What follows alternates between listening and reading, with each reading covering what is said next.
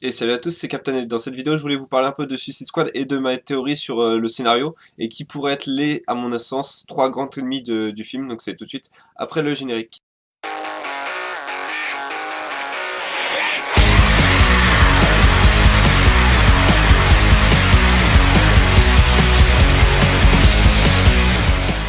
Donc à mon sens, il y a vraiment trois ennemis enfin trois ennemis de l'équipe. Quand je dis trois ennemis, c'est trois ennemis de l'équipe et donc par conséquent plus ou moins d'Argus et donc d'Amanda Waller. Donc à mon sens, il y a trois ennemis d'Amanda Waller dans ce film. Le premier, c'est peut-être le moins attendu, quoi qu'il y en a un deuxième qui sera un peu moins attendu, c'est Rick Flag, parce que tout simplement, je pense que Rick Flag est un personnage assez important qui est pour l'instant assez bien caché dans les trailers. Et d'ailleurs, je vais le préciser tout de suite, tout ce que je dis, toutes les théories que je vais sortir sur les ennemis des films sont basées sur les trailers. Or, on sait que les trailers sont souvent montés de façon à ce qu'on nous fasse croire à un scénario. Donc tout ce que je peux dire est à de fortes chances au final de pas forcément être vrai. Même si je vais essayer de me baser sur quelques évidences que le montage ne peut pas cacher. La première chose, c'est que Rick Flag a les dossiers de toute l'équipe, donc ça me paraît bizarre. La deuxième chose, c'est qu'il a une relation assez particulière avec Enchantress. Il sait qu'elle est possédée, on le voit dans les trailers, il dit, lorsqu'il lit tous les dossiers de l'équipe, il dit elle est folle et toi tu es juste possédé par une sorcière. Donc on voit qu'il y a une relation assez particulière vu qu'elle est accrochée, enfin elle est collée à lui. On le voit un moment également dans le trailer Enchantress dans un lit, donc probablement celui de Rick Flag. Donc là, on a également vu dans le premier trailer de la Comic Con où ils étaient sur le point de s'embrasser.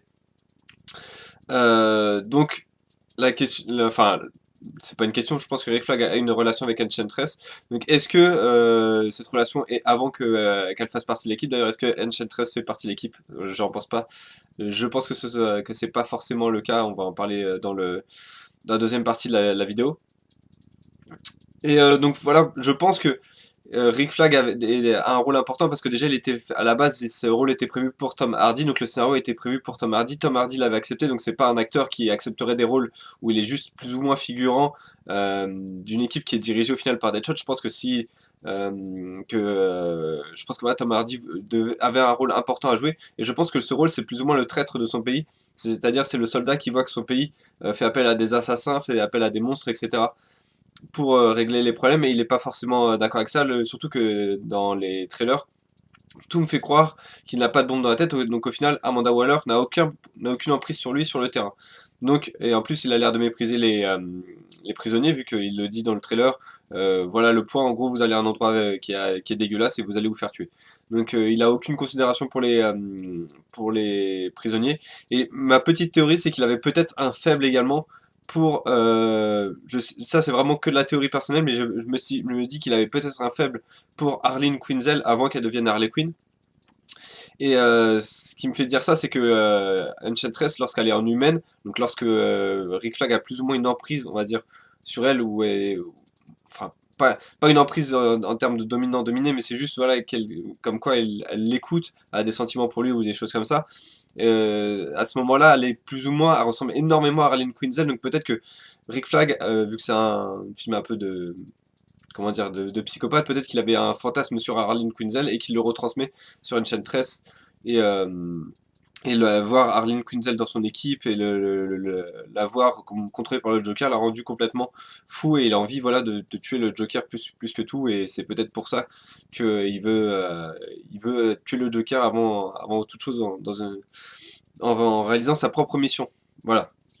Donc voilà, pour moi, Rick Flag a en tout cas un trait parce qu'il a trop d'informations sur l'équipe, il a toutes les informations sur l'équipe, il va également sur le terrain avec l'équipe, mais il a probablement pas un lien, enfin, Amanda Waller n'a aucun lien sur lui pour le maîtriser, donc je me dis que peut-être il peut avoir un rôle, un rôle de traître, et sa relation avec Enchantress me fait penser que c'est le cas. La deuxième chose dont je voulais parler, ce sont les ennemis donc, qui la Suicide Squad affronte dans ce film.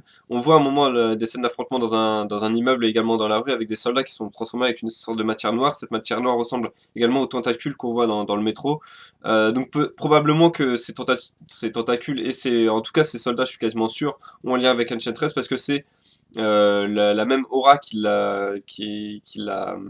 enfin, qui gravite autour d'elle lorsqu'elle est en mode possédée, donc cette aura a la même couleur que les tentacules et le visage déformé des soldats. Donc peut-être que lorsqu'elle est possédée, je sais pas, elle arrive au plein centre d'une ville ou des choses comme ça. Je crois que c'est Midway City d'ailleurs, la ville du film, dans laquelle le film se déroule. Donc peut-être voilà, que Enchantress, je sais pas, contrôle des humains grâce à sa magie. Euh, donc voilà, je pense que les ennemis, ça va être principalement Enchantress. Il y en a un deuxième qu'on n'a pas, enfin que les trailers nous ont bien caché, mais qui est présent dans le film grâce au tournage, on le sait, c'est l'homme tatouage. C'est un personnage que je connais pas tellement, apparemment c'était un des tout premiers ennemis de Green Lantern, qui a évolué dans le New 52, etc. Et apparemment, en fait, tous les tatouages qu'il a sur son corps peuvent se transformer en choses physiques, et du coup, ça pourrait être également les tentacules, ça pourrait être lui qui, je sais pas, utilise une sorte de son tatouage de je sais pas, dragon ou des choses comme ça. Donc apparemment, ce serait lui l'ennemi principal, enfin, pas principal, mais un des ennemis cachés du film. Et donc s'il est caché dans les trailers, c'est que forcément, il a un lien assez important avec l'intrigue. Donc on va voir ça. Je pense dans le prochain trailer, je pense qu'il devrait être montré. Maintenant, la question finale, c'est qu'est-ce qu'il advient du Joker? Parce que c'est au final l'ennemi dont j'ai pas parlé dans le film. Et sur les affiches où on le voit à l'écart de l'équipe, dans les trailers, on le voit rarement avec l'équipe, sauf lorsqu'il est avec Harley Quinn seulement. Euh, donc, à mon sens, déjà, c'est sûr que Joker ne fait pas partie de la Suicide Squad. Je pense que Joker n'était pas également la cible principale de l'équipe, mais c'est juste, il avait un plan. Un plan, c'est foutre le bordel dans une ville, donc Midway City. Et en fait, c'est au fur et à mesure du film, on se rend compte que le Joker est derrière tout ça.